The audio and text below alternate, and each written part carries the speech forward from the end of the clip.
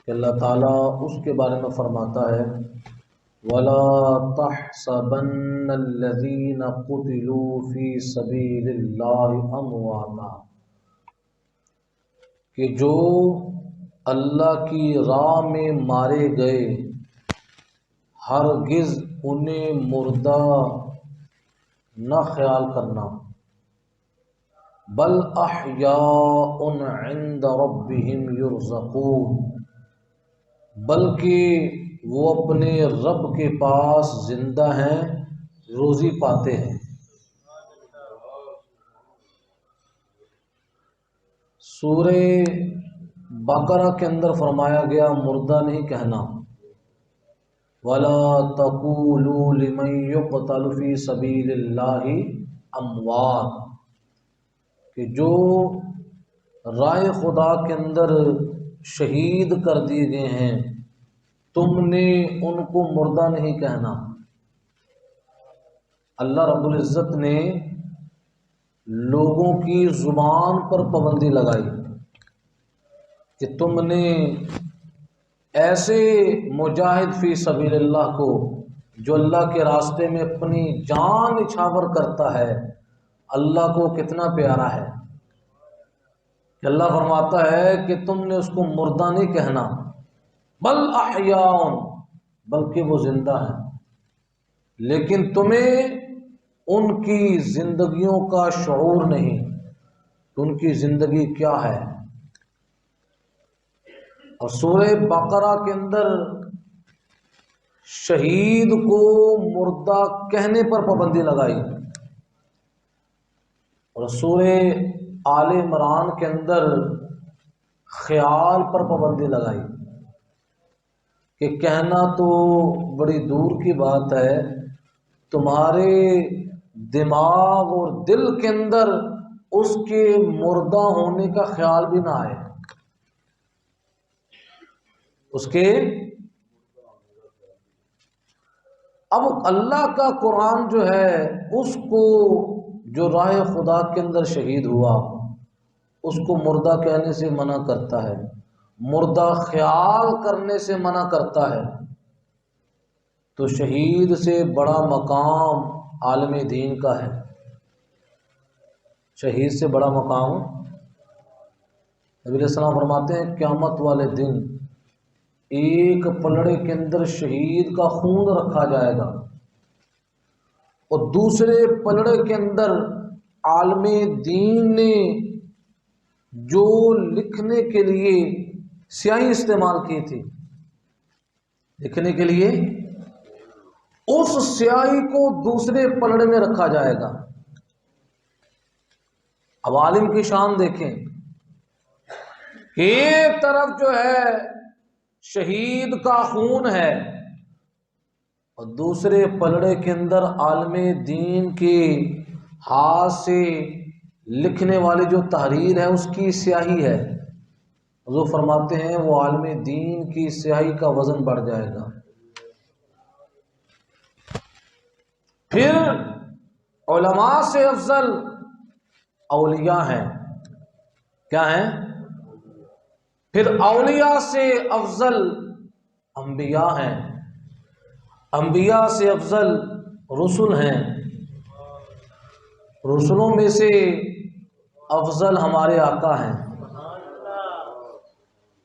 کہاں وہ شہید جب قرآن پاک جو ہے یہ کہہ رہا ہے اس کو مردہ نہیں کہنا، اس کو مردہ گمان نہیں کرنا، تو جس کی شان بہت زیادہ ہے، اگر آج کوئی حضور علیہ الصلوۃ والسلام کے بارے میں یہ کہے کہ معاذ اللہ وہ مر کر مٹی کے اندر مل گئے ہیں، وہ مر چکے ہیں، تو ایسا شخص جو ہے وہ قرآن پاک کی اس آیت کے معنی کو سمجھنے والا نہیں ہے۔ جب شہید کی زندگی یہ ہے کہ جس کی وراثت بھی شہادت کے بعد بڑھتی ہے، اس کی بیوی اگر نکاح کرنا چاہے عدت گزارنے کے بعد نکاح بھی کر سکتی ہے، لیکن نبی کی زندگی کیا ہے؟ ان کے وصال کے بعد ان کی بیوی کے لیے آگے نکاح کرنا جائز نہیں، وہ ہمیشہ کے لیے نبی کی نکاح میں ہے۔ تو جب نبی کی زندگی شہید کی زندگی سے عرفہ والا ہے، پھر ان کے بارے میں اس طرح کی باتیں کہنا یہ سراسر جہالت پر مبنی نظریہ ہے۔ تو اللہ رب العزت کیا فرماتا ہے کہ تم نے گمان بھی نہیں کرنا، بلکہ وہ کیا ہیں؟ زندہ ہیں اور اللہ کی بارگاہ سے روزی دیے جاتے ہیں۔ فرحین بما آتاہم اللہ من فضلہ، شاد ہیں اس پر جو اللہ نے انہیں اپنے فضل سے دیا۔ اپنے اب اس آیت مقدسہ کا پس منظر اس طرح ہے، اس کا شان نزول اس طرح ہے۔ یہ آیت شہدائے احد کے حق میں نازل ہوئی۔ حضرت عبداللہ بن عباس رضی اللہ تعالی عنہما سے روایت ہے کہ حضور نبی کریم صلی اللہ علیہ وسلم نے ارشاد فرمایا، جب تمہارے بھائی احد میں شہید ہوئے، اللہ تعالیٰ نے ان کی ارواح کو سبز پرندوں کے جسم عطا فرمائے۔ کون سے جسم عطا فرمائے؟ سبز پرندوں کے جسم عطا فرمائے۔ وہ جنتی نہروں پر سیر کرتے پھرتے تھے، جنتی میوے کھاتے تھے، اور روشن قندیلیں جو اللہ کے عرش کے نیچے ہیں ان میں رہتے ہیں۔ جب انہوں نے کھانے پینے رہنے کے پاکیزہ عیش و آرام کی زندگی پائی تو انہوں نے کہا کہ ہمارے بھائیوں کو کون خبر دے کہ ہم جنت میں زندہ ہیں، تاکہ ہمارے بھائی جو ہیں وہ جنت کی طرف رغبت اختیار کریں اور میدان جہاد میں جانے سے مت ڈریں۔ کون جا کر ہمارے بھائیوں کو خبر دے گا؟ تو اس پر یہ آیت مقدسہ نازل ہوئی جس کے اندر اللہ نے فرمایا، اے میرے بندو تم پریشان نہ ہو، میں تمہاری طرف سے تمہارے بھائیوں کو خبر دیتا ہوں۔ جس کے اندر فرمایا گیا جو راہ خدا کے اندر شہید کر دیا گیا اس کو مردہ گمان نہ کرنا، بلکہ وہ زندہ ہے، اپنے رب کے ہاں وہ روزی بھی پاتے ہیں۔ فرحین بما آتاہم اللہ من فضلی، اور خوش ہیں اس انعام و اکرام پر جو اللہ تعالیٰ نے اپنے فضل سے انہیں عطا فرمایا۔ تو یہ آیت مقدسہ اس موقع پر نازل ہوئی، وَيَسْتَبْشِرُونَ بِالَّذِينَ لَمْ يَلْحَقُوا بِهِم مِّنْ خَلْفِهِم، یہ شہید کو اللہ تعالیٰ علم غیب کی دولت عطا فرماتا ہے۔ جو شہید ہو چکا ہے، جو عالم برزخ کے اندر پہنچ چکا ہے، اس کو پتہ ہوتا ہے کہ میرے بعد جو دنیا میں میرے بھائی رہ چکے ہیں، جو ایمان کی حالت کے اندر زندگی گزار رہے ہیں، اور انہیں پتہ ہے کہ ان میں سے کون اللہ کے راستے میں شہید ہو کر ہمارے پاس آنے والا ہے، ہمارے پاس کہ وہ دنیا میں وقت گزارے گا اور اس کا موت کا سلسلہ شہادت کی صورت میں ہوگا۔ اس پر وہی شہداء جو عالم برزخ کے اندر پہنچ چکے ہیں وہ خوشیاں منا رہے ہیں کہ ہمارے بھائی جو ہیں وہ دنیا کے اندر زندگی گزارنے کی صورت کے اندر جس وقت شہید ہو کر ہمارے پاس آئیں گے کہ اللہ تعالیٰ انہیں بھی شہادت کا مقام عطا فرمائے گا۔ جب شہید کو پتہ ہے کہ میرے پیچھے جو لوگ رہ چکے ہیں ان میں سے کون شہید ہوگا، تو پھر اللہ کے نبی کے علم کی شان کیا ہوگی؟ اللہ فرماتا ہے ان شہیدوں کی شان کیا ہے، اللہ خوف علیہم ولا هم یحزنون، ان پر نہ کچھ اندیشہ ہے نہ کچھ غم ہے، نہ یہ غمگین ہوں گے نہ یہ پریشان ہوں گے۔ یستبشرون بنعمت من اللہ وفضل، خوشیاں مناتے ہیں اللہ کی نعمت اور فضل کی۔ وَأَنَّ اللَّهَ لَا يُضِيعُ أَجْرَ الْمُؤْمِنِينَ، اور یہ کہ اللہ ضائع نہیں کرتا اجر مسلمانوں کا، کہ جو راہ خدا کے اندر نکلا اور اس نے زخم کھائے، کیا کھائے؟ حضور نبی کریم صلی اللہ علیہ وسلم شاہ فرماتے ہیں جسے رائے خدا کے اندر زخم لگا وہ قیامت والے دن ویسا ہی آئے گا جیسا زخم لگنے کے وقت تھا، لیکن اس کی شان کیا ہوگی؟ اس کے خون میں خوشبو مشک جیسی ہوگی۔ کس جیسی ہوگی؟ مشک جیسی ہوگی، اور رنگت خون جیسی ہوگی، یعنی اس کے خون سے اللہ تبارک و تعالیٰ کی طرف سے خوشبو پیدا کر دی جائے گی۔ حالانکہ خون نجاست غلیظہ ہے، کیا ہے؟ لیکن جو خون رائے خدا کے اندر بہا، اللہ نے اس کو بھی یہ شان عطا فرمائی کہ وہ جس وقت زخموں سے نکلے گا، بہے گا، اسی خون سے کستوری اور مشک جیسی خوشبو نکلے گی۔ تو یہ مقام ہے جو رائے خدا کے اندر شہید ہونے والا ہے، جو اپنے گھر سے جہاد اسلامیہ کے لیے نکلتا ہے۔ کس کے لیے نکلتا ہے؟ آج بھی فلسطین کی سرزمین پر ہمارے مسلمان بھائی اسلامی جہاد کا فریضہ سر انجام دے رہے ہیں، اور اللہ تعالیٰ نے انہیں یہ بڑا اعزاز دیا ہے کہ وہ اپنی جانوں کے نذرانے اللہ کے دین پر قربان کر رہے ہیں۔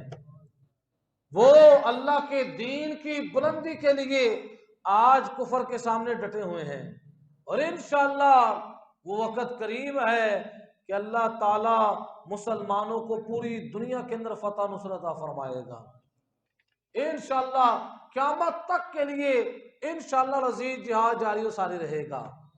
اس امت کے اندر اللہ تعالیٰ نے بڑا جذبہ رکھا ہے، اور ہمارے آقا علیہ الصلوۃ والسلام نے جہاد کے فضائل اپنے فرامین کے اندر بیان فرمائے۔ یہ جو روایت آپ کے سامنے بیان کرنے لگا ہوں، یہ بخاری اور مسلم دونوں کتابوں کے اندر یہ روایت موجود ہے، اور یہ متفقن علیہ روایت ہے۔ اس کے راوی حضرت سہل بن سعد رضی اللہ تعالیٰ عنہ ہیں۔ حضرت سہل بن سعد رضی اللہ تعالیٰ عنہ فرماتے ہیں قال رسول اللہ صلی اللہ علیہ وسلم، رسول اللہ صلی اللہ علیہ وسلم نے ارشاد فرمایا رباط یوم فی سبیل اللہ خیر من الدنیا وما علیہا۔ حضور علیہ السلام نے فرمایا اللہ کی راہ میں ایک دن گھوڑا باندھنا، کیا باندھنا؟ رباط کا ایک معنی ہے کہ اسلامی سرحد پر دشمنوں کے مقابلے میں پہرے کے لیے گھوڑا باندھنا، وہاں پر ڈیرے لگا لینا۔ یہ رباط کا کیا ہے؟ ایک معنی یہ ہے، اور دوسرا رباط کا معنی یہ ہے کہ جہاد کی نیت سے گھوڑے کو پالنا۔ ایک ہے دشمنوں کے مقابلے میں اسلامی سرحد پر پہرا دینا، جس طرح آج ہماری پاک آرمی وہ کر رہی ہے کہ بارڈر پر وہ کھڑے ہو کر کیا دے رہے ہیں؟ پہرا دے رہے ہیں۔ آج دین صرف مسجد کا اور مدرسے کا نام نہیں ہے، ہمارا دین تو ایسا جامع دین ہے کہ اسلامی سرحد پر کھڑے ہونے والا جو فوجی ہے اس کی شان کو بھی ہمارے آقا علیہ السلام بیان فرما رہے ہیں کہ جو سرحد اسلامی پر کھڑے ہو کر پہرا دیتا ہے، نبی علیہ السلام نے فرمایا پہرا وہ 10 سال کے لیے نہیں دے رہا، 20 سال کے لیے نہیں، اس کے ایک دن کے پہرے کی شان کیا ہے کہ وہ ایک دن پہرا دیتا ہے۔ حضور فرماتے ہیں اللہ کی راہ میں ایک دن گھوڑا باندھنا، پہرا دینا خیر من الدنیا وما علیہا، دنیا اور جو کچھ دنیا کے اوپر ہے، میرے آقا علیہ السلام فرماتے ہیں اس پہرا دینے والے کا مال اس سے بہتر ہے۔ ایک دن کی شان کہ جو دشمن کے سامنے کھڑا ہے، پہرا دے رہا ہے، تو حضور علیہ السلام فرماتے ہیں دنیا اور دنیا کے اندر جو کچھ بھی ہے اس پہرا دینے والے کا مقام یہ ہے اللہ تعالیٰ اس کو دنیا اور دنیا کے اندر جو کچھ ہے اس سے زیادہ اللہ مرتبہ مقام عطا فرماتا ہے. اور یہاں تو دنیا جو دنیا کے اندر ہے اس سے بہتر ہے، لیکن مسند امام احمد کی حدیث کے اندر ہے کہ حضرت عبداللہ بن عمر بیان کرتے ہیں ایک دن کا پہرا ایک ماہ کے روزے اور رات کی عبادت سے افضل ہے. کہ ایک بندہ ایک ماہ کے روزے رکھتا ہے، ساتھ کیا کرتا ہے، ایک ماہ کی رات کی شب بیداری کرتا ہے، رات کو جاگتا ہے. اور ایک ہمارا پاک آرمی کا نوجوان وہ کیا کرتا ہے، اسلامی سرحد پر کھڑے ہو کر پہرا دے رہا ہے. میرے آقا علیہ السلام فرماتے ہیں اس کا ایک دن کا پہرا جو ہے ایک ماہ کے روزے اور ایک ماہ کی شب بیداری سے افضل ہے. تو یہ ہمارے آقا علیہ السلام کے فرامین ہیں. حضور علیہ السلام نے فرمایا. دوسری روایت کے اندر کیا ہے جو سنن ابی داؤد کی روایت ہے کہ نبی کریم صلی اللہ علیہ وسلم ارشاد فرماتے ہیں جو مرابط ہو کر مرے گا، جو مرابط اس کو کہتے ہیں جو سرحد اسلامی پر پہرا دیتے دیتے فوت ہوا، وہ قیامت کی گھبراہٹ سے محفوظ رہے گا. برزخ میں اسے صبح و شام روزی ملے گی، جنت کی ہوائیں ملیں گی. اور اس مرابط کی شان کیا ہے جو سرحد اسلامی پر کھڑے ہو کر پہرا دے رہا ہے. حضور علیہ السلام فرماتے ہیں قیامت تک کے لیے اس کو ثواب ملتا رہے گا. یہ کام اس کا صدقہ جاریہ ہے، یہ کام اس کا. اب یہی فضائل ان پاک آرمی کے نوجوانوں کو سنائے جائیں کہ ہمارے آقا علیہ السلام نے اور تمہارے آقا نے تمہارے بارے میں یہ فرامین بیان کیے ہیں، تو مزید جذبے کے اندر اضافہ ہو جائے گا. تو نبی علیہ السلام نے جہاں پر نماز کے فضائل بیان کیے، جہاں پر روزے کے فضائل بیان کیے، جہاں پر حج کے فضائل بیان کیے، وہاں پر نبی علیہ السلام نے اسلامی سرحد پر پہرا دینے والے مجاہد کی شان کو بھی بیان فرمایا. کیونکہ آج ہم نمازیں پڑھتے ہیں، آج ہم روزے رکھتے ہیں، حج کرتے ہیں، ہماری پشت پناہی تو وہ کر رہے ہیں جو دشمن کو آنے نہیں دے رہے. ہم آرام سکون سے اسلامی عبادات کو سر انجام دیتے ہیں.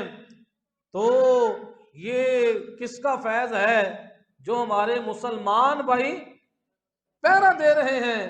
تو اس کا مطلب ہے ہماری نمازوں کے اندر، روزوں کے اندر، حج کے اندر ان بھائیوں کا بھی عمل دخل ہے، ان بھائیوں کا بھی کیا ہے، عمل دخل ہے.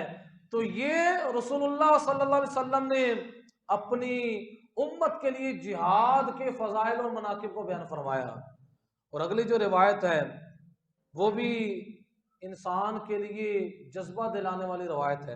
اور مسلم شریف کی یہ روایت ہے. حضور نبی کریم صلی اللہ تعالی علیہ وسلم ارشاد فرماتے ہیں، اس کے راوی حضرت سلمان فارسی رضی اللہ تعالیٰ عنہ ہیں. آپ فرماتے ہیں سمعت رسول اللہ صلی اللہ علیہ وسلم یقول، میں نے رسول اللہ صلی اللہ علیہ وسلم کو فرماتے ہوئے سنا، رباط یوم و لیلۃ فی سبیل اللہ. یہاں پر دن اور رات کا ذکر ہے. پہلے تھا یوم کا ذکر، اب یہاں پر کیا ہے، دن اور رات کا ذکر ہے. حضور کو فرماتے سنا اللہ کی راہ میں ایک دن رات گھوڑا پالنا یا پہرا دینا، جہاد کی نیت سے گھوڑا پالنا یا اسلامی سرحد کا پہرا دینا، دونوں اس کے معنی ہو سکتے ہیں. اور آج کے دور کے اندر بندوق ہے، توپ ہے، اس طرح کا کوئی بندہ جہاد کی نیت سے اسلحہ خریدتا ہے، وہ بھی اس کے اندر شامل ہے. کہ نبی علیہ السلام نے فرمایا جو ایک دن اور ایک رات کے لیے کام کرتا ہے ایک مہینے کے روزوں نمازوں سے بہتر ہے. ایک مہینے کے روزوں اور نمازوں سے کیا ہے، بہتر ہے.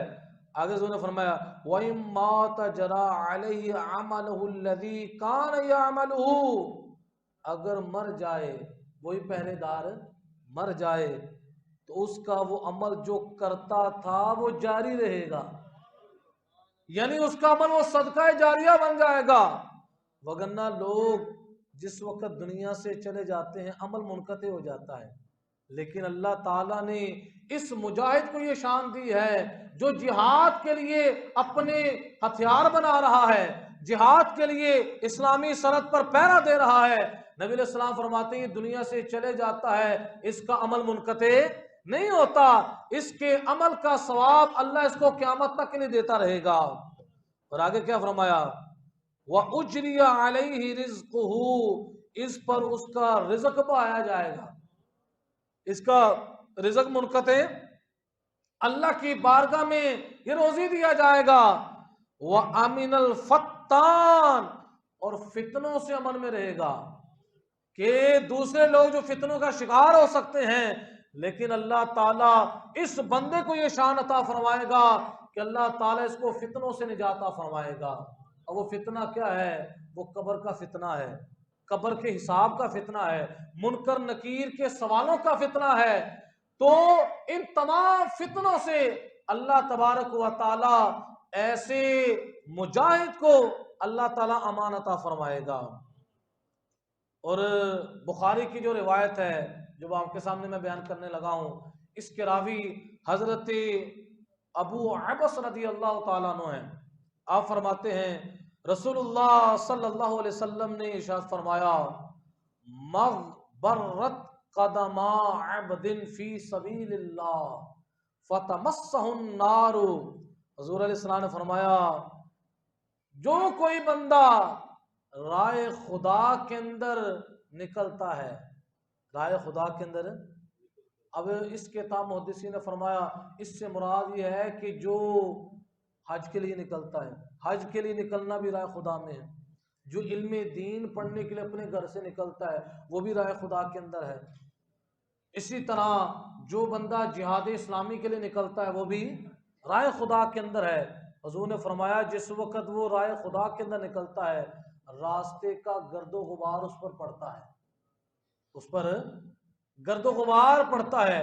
نبی علیہ السلام فرماتے ہیں اللہ اس کی برکت سے اس کو شان کیا عطا فرماتا ہے، فتمسہ النار، اللہ جہنم کی آگ اس پر حرام کر دیتا ہے، اس کو جہنم کی آگ نہیں چھوتی۔ تو جب رائے خدا کے اندر نکلنے والے کی یہ شان ہے تو جو میدان جہاد کے اندر جا کر لڑتا ہے اور دشمن کے آمنے سامنے ہوتا ہے اللہ اس مجاہد کو کیا شان عطا فرمائے گا؟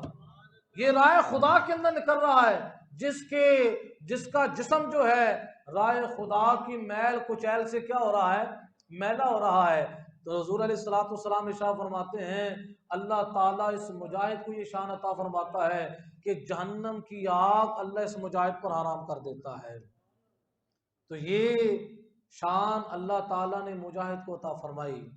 اور اگلی جو روایت ہے جس کے اندر یہ ہے جو مجاہد کے ساتھ تعاون کرتا ہے اللہ اس تعاون کو بھی رائے گاہ نہیں جانے دیتا، اتنا اجر ہے۔ پھر جو مجاہد کے بیوی بچوں کا خیال رکھتا ہے، فوجی وہ گیا ہوا ہے لڑنے کے لیے، پیچھے اس کے بچے تنے تنا ہیں، بیوی اکیلی ہے، جو ان کے بچوں کا بیوی کا خیال رکھتا ہے دیانتداری کے ساتھ اللہ تعالیٰ اس کو بھی اجر عظیم عطا فرماتا ہے۔ اور میرے آقا علیہ السلام نے فرمایا کہ جو مجاہد کے بیوی بچوں کے اندر خیانت کرتا ہے اس کی وعید بھی نبی علیہ السلام نے ارشاد فرمائی کہ اس کا حشر کیا ہوگا، کہ غازی اسلام جو ہے وہ جہاد کے لیے نکلا ہوا ہے اور یہ اس غازی کے بیوی بچوں کے ساتھ خیانت کر رہا ہے۔ آئیں سنیں رسول اللہ صلی اللہ علیہ وسلم نے مجاہد فی سبیل اللہ کے ساتھ تعاون کرنے والوں کی شان کو کیا بیان فرمایا۔ اور یہ بھی تعاون ہے، اگر کوئی بندہ مجاہد کو سامان نہیں دے سکتا، مجاہد کو سامان نہیں دے سکتا، جا کر لڑ نہیں سکتا،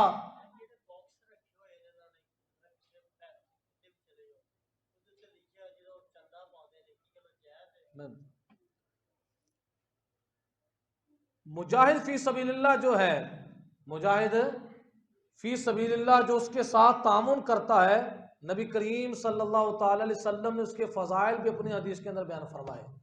اب آج اگر ہم فلسطین نہیں جا سکتے، ان کے ساتھ مل کر جہاد نہیں کر سکتے، اللہ تعالیٰ ہمیں توفیق عطا فرمائے، ایسے حالات بنے کہ انشاءاللہ فلسطین کی سرزمین پر ہم اپنے فلسطین بھائیوں کے ساتھ مل کر یہودیوں کا کلا کما کریں۔ اونچی بات سے بولے آمین۔ اللہ تعالیٰ ہمیں ایسے حالات اور اسباب عطا فرمائے، لیکن اگر آج ہم نہیں جا سکتے، کم از کم اپنے فلسطینی بھائیوں کی حمایت کے اندر بات چیت تو کریں، اور ان کے لیے دعا تو کر دیں کہ اللہ ہمارے فلسطین بھائیوں کو فتح و نصرت عطا فرما۔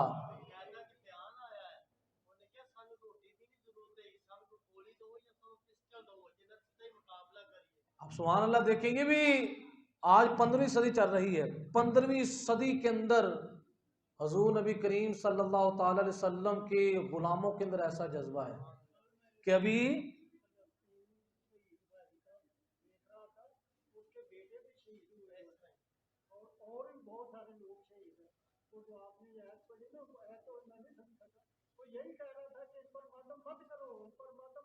سبحان اللہ سبحان اللہ سبحان اللہ سبحان اللہ سبحان اللہ۔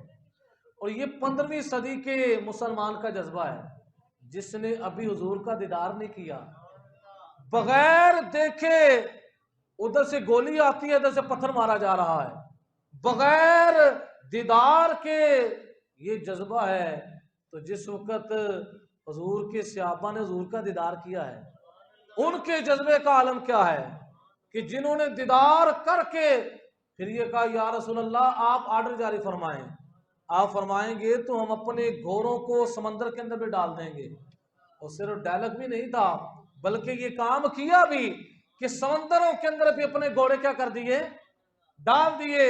اور یہاں تک کتابوں کے اندر یہ پڑھا جاتا ہے کہ نبی کریم صلی اللہ تعالی علیہ وسلم کے غلام ایسے جذبے والے ہیں، ایسا اللہ تعالیٰ نے اس امت کو جذبہ عطا فرمایا ہے، ایسا جذبہ عطا فرمایا کہ ایک خاتون جس کا بیٹا کسی جنگ کے اندر شہید ہو گیا، کسی جنگ کے اندر شہید ہو گیا، انہوں نے پردہ کیا ہوا ہے، پردے کی حالت کے اندر اپنے بیٹے کے جسم کی طرف آ رہی ہیں۔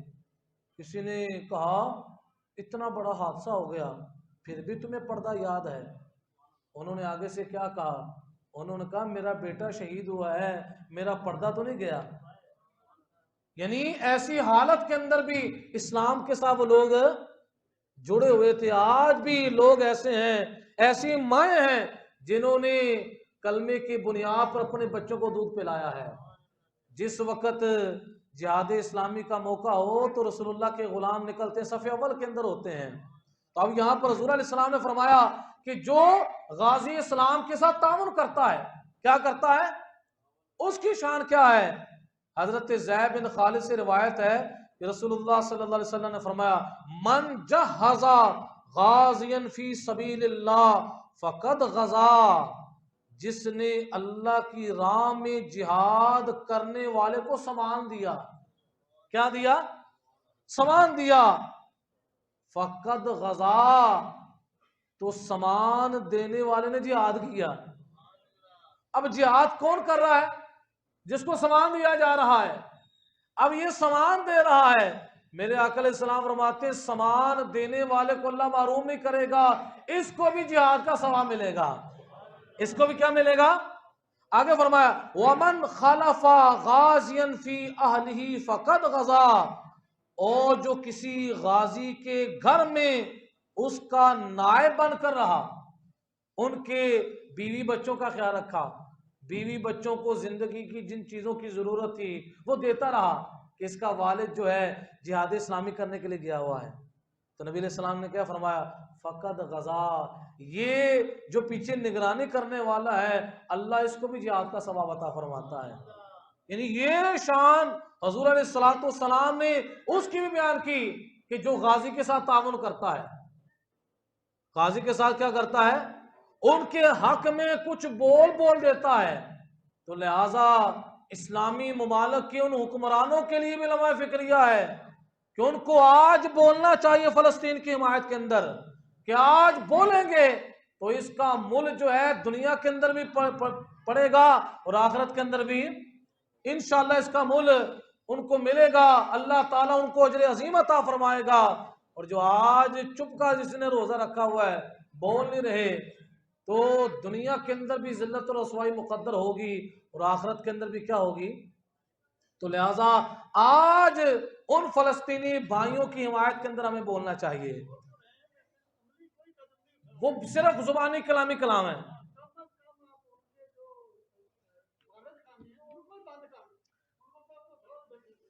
مقصد کہنے کا ہے کہ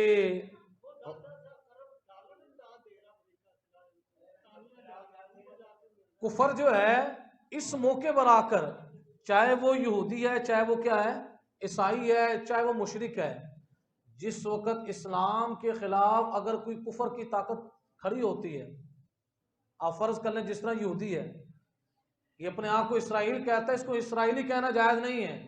یہ کون ہے؟ یہودی اور صہیونی ہے، یہ اسرائیلی نہیں ہے، یہ اپنے آپ کو اسرائیلی کہتے ہیں، یہ صہیونی اور یہودی ہیں۔ آج یہودی کھڑا ہوا اور امریکہ جو عیسائی ہے، اب دیکھیں مذہباً وہ عیسائی ہے لیکن اس کی حمایت کے اندر کھڑا ہو گیا۔ یہ بھی حضور علیہ السلام نے فرمایا کہ جس وقت کفر ایک دوسرے کے ساتھ لڑتا ہے تو اسلام کے خلاف لڑنے کے اندر یکجا ہو جاتے ہیں، اسلام کے خلاف لڑنے کے لیے یکجا ہو جاتے ہیں۔ تو آج ہمارے لیے لمحہ فکریہ ہے کہ آج کتنے اسلامی ممالک ہیں، یقین کریں میں یہ کہتا ہوں ہماری پاک آرمی صرف تڑی لگا دے اور ہمارے جو ہیں وہ جنرل صاحب بس تڑی لگا دیں کہ تم باز آ جاؤ ہمارے ہیں، بس اتنا کہنے کی دیر ہے۔ اللہ پاک نے پاک آرمی کو ایسی طاقت عطا فرمائی ہے کہ امریکہ جیسی پاور جو ہے وہ بھی ڈرتی ہے کہ ایک تو اسباب اور اسباب کے ساتھ ایسا ایسا جذبہ ہے، ایسا اللہ نے جذبہ عطا فرمایا ہے، پھر ان جذبوں کے ساتھ پھر حضور کی نگاہ بھی شامل ہو جائے گی، حضور بھی کرم فرمائیں گے، پھر اس جنگ کے اندر اللہ کے ولی بھی ہماری حمایت فرمائیں گے، اور انشاءاللہ یہ بڑی عظیم جنگ لگنے والی ہے۔ حضور نے بشارتیں دی ہیں اور باقاعدہ فلسطینی بھائیوں کے حوالے سے میرے آقا علیہ السلام کی یہ روایت موجود ہے کتابوں کے اندر۔ حضور علیہ السلام نے کیا فرمایا؟ لا تزال عصابۃ من امتی، حضور نے فرمایا میری امت میں سے ایک جماعت ایسی ہے یقاتلون علی ابواب دمشق وما حولہ، جو دمشق اور اس کے ارد گرد جو ایریا ہے اس کے دروازوں پر لڑتی رہے گی، جہاد کرتی رہے گی، وعلی ابواب بیت المقدس وما حولہ، حضور نے فرمایا اسی طرح بیت المقدس اور اس کے ارد گرد جتنا بھی ایریا ہے قیامت تک کے لیے اللہ نے میری امت کو یہ شان عطا فرمائی ہے، ایک جماعت جو ہے وہ قیامت تک کے لیے جہاد کرتی رہے گی۔ اسی وجہ سے آج فلسطینیوں کا جذبہ ماند نہیں پڑ رہا، کیوں؟ ان کے پیچھے رسول اللہ صلی اللہ علیہ وسلم کی نگاہ کرم ہے، آج بھی یہ نڈر ہو کر اسلامی جہاد کے لیے نکلے ہوئے ہیں۔ اور آگے حضور نے کیا فرمایا؟ لا یضرہم خذلان من خذلہم، حضور فرماتے ہیں جو ان مجاہدین کو ذلیل و رسوا کرنے کے لیے ان کے سامنے آتا ہے، میرے آقا علیہ السلام فرماتے ہیں ان کا ذلیل کرنا میرے غلاموں کو نقصان نہیں پہنچائے گا۔ نقصان کا مطلب کیا ہے؟ وہ شہید نہیں ہوں گے، یہ مطلب نہیں ہے، مطلب یہ ہے کہ جس کلمہ اسلام کی بنیاد پر وہ لڑ رہے ہیں اس نظریے کو وہ نقصان نہیں پہنچا سکیں گے۔ آج بھی دیکھ لیں کشمیر کی صورتحال دیکھ لیں، مجاہد اپنی جان تو دے رہا ہے لیکن کلمے سے غداری کر رہا ہے، کلمے سے غداری نہیں کرتا، ادھر سے گولی آتی ہے اور ادھر سے مجاہد لا الہ الا اللہ محمد رسول اللہ کی صدائیں بلند کرتا ہے، کلمے سے غداری نہیں ہو رہی۔ تو حضور علیہ السلام نے یہ پیشن گوئی 1400 صدیاں پہلے حضور علیہ السلام نے شان فرمائی کہ اللہ میرے غلاموں کو یہ شان عطا فرمائے گا کہ وہ نظریے کے اعتبار سے ہار نہیں مانیں گے، وہی نظریہ جو میں نے انہیں پکا دیا ہے، انہیں پڑھا دیا ہے، انہیں کلمہ توحید بھی سکھایا ہے، اپنی نبوت و رسالت کی تعلیم بھی دی ہے، وہ دشمن جو ہے بہت اسباب اور سامان کے ذریعے ان پر حملہ بھی کرے گا لیکن میرے غلاموں کو نہ کلمہ توحید سے ہٹا سکے گا، نہ کلمہ نبوت و رسالت سے ہٹا سکے گا۔ اور آگے کیا فرمایا؟ ظاہرین علی الحق، وہ حق پر ڈٹے رہیں گے، حق پر غالب رہیں گے، الی ان تقوم الساعہ، یہاں تک کہ قیامت قائم ہو جائے گی۔ پھر جا کر وہ غلبہ کب ہونا ہے؟ جب حضرت امام مہدی تشریف لائیں گے، حضرت عیسیٰ علیہ السلام تشریف لائیں گے، اس وقت پوری روئے زمین پر ایک ہی مذہب ہوگا جس کو مذہب اسلام کہا جاتا ہے، اور ایک ہی مسلک ہوگا جس کو مسلک اہل سنت و جماعت کہا جاتا ہے۔ اس وقت پوری روئے زمین پر اسلام کا بول بالا ہو جائے گا۔ جب حضرت عیسیٰ علیہ السلام جتنی دیر تک زندہ رہیں گے بڑے امن و امان کے گزریں گے، اس کے بعد آپ کے وصال کے بعد پھر کفر چھا جائے گا اور کافروں پر کیا آئے گی؟ قیامت آئے گی۔ جب تک مسلمان دنیا میں زندہ، ایک بھی زندہ ہے، قیامت قائم۔ ہم ان دشمنوں کو کہتے ہیں یہ ہماری برکت سے تم بچ رہے ہو اللہ کے عذاب سے۔ جس وقت ہم نہیں ہوں گے تو پھر اللہ اپنا عذاب لے کر آئے گا، اللہ قیامت لے کر آئے گا، پھر بڑے بڑے پہاڑ جو ہیں روئی کے گالے کی طرح اڑیں گے، وہاں پر روئے زمین کے اندر ایک بہت بڑا انقلاب آئے گا۔ آج اگر روئے زمین اپنی جگہ پر ٹھہری ہوئی ہے، اے بندہ مومن، یہ تیری شان ہے کہ تو کلمہ توحید پڑھتا ہے، اللہ کا عذاب ٹل جاتا ہے، اللہ تعالیٰ اپنے عذابوں کو ٹال دیتا ہے۔ آج دشمنوں کو یہ بات سمجھ نہیں آ رہی کہ آج یہ مسلمان کی برکت سے آج امریکہ بھی محفوظ ہے، آج یہ برطانیہ بھی محفوظ ہے، اسرائیل بھی محفوظ ہے۔ اگر مسلمان روئے زمین پر نہ ہوئے تو پھر برطانیہ بھی تباہ ہو جائے گا، امریکہ بھی تباہ ہو جائے گا، روئے زمین کا چپا چپا تباہ ہو جائے گا۔ آج یہ مسلمان جو روئے زمین پر رہ کر کلمہ اسلام پڑھ رہا ہے، اس کلمہ اسلام کی برکت سے اللہ تعالیٰ روئے زمین کو اپنی جگہ پر ٹھہرائے ہوئے ہے، عذابوں کو ٹھہرائے ہوئے ہے۔ تو انشاءاللہ العزیز وہ وقت قریب آنے والا ہے کہ اللہ تعالیٰ حضور کے دین کو غلبہ دے دے گا۔ ابھی بھائی نے سوال کیا ہے کہ وہ باکس پڑے ہوتے ہیں جس کے اندر جہاد کے نام پر لوگ چندہ جمع کرتے ہیں، تو یہ بات یاد رکھیں، ہماری جہادی تنظیم کون سی ہے؟ پاک فوج۔ اونچی آواز سے بولیں، اونچی آواز سے بولیں۔ تو ہماری پاک فوج جو ہے یہ ہماری جہادی تنظیم ہے۔ تو جس نے چندہ دینا ہے تو اپنی پاک آرمی کو دے۔ کس کو دے؟ اس کے لیے کرے۔ اس کے علاوہ کئی ایسی جماعتیں ہیں جو جہاد کے نام پر مسلمانوں کی مارتے ہیں، جہاد کے نام پر، اور جو کلمہ دینے والے کیا ہیں؟ فنڈ دینے والے ہیں۔ جو کلمہ پڑھنے والے ہیں ان کو یہ سمجھتے ہیں یہ مشرک ہیں، تو پھر مشرکوں کا فنڈ وہ جائز نہیں ہے۔ لہذا ہماری جو جہادی تنظیم ہے وہ کون سی ہے؟ پاک آرمی فوج ہے۔ انشاءاللہ العزیز ہم ان کے ساتھ مل کر انشاءاللہ جہاد اسلامیہ کا فریضہ سر انجام دیں گے۔ اللہ رب العزت کی بارگاہ کے اندر دعا ہے اللہ تعالی ہمیں قرآن و سنت کا فہم عطا فرمائے۔ وآخر دعوانا الحمدللہ رب العالمین۔